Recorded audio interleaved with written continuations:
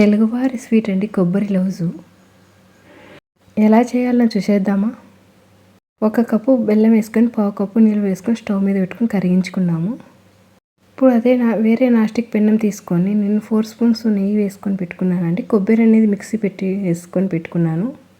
2 కప్పులు కొబ్బరి, 1 కప్పు బెల్లం క్వాంటిటీ ఇది. ఇప్పుడు కరిగిన బెల్లాన్ని వచ్చేసి కొబ్బరిలో అంతా ఫిల్టర్ చేసుకొని వేసుకున్నామండి. కొబ్బరి పాలు కూడా రిలీజ్ అయినాయి కదా. ఇప్పుడు వచ్చేసి మనము ఇలాచీ పౌడర్ వేసుకున్నాము.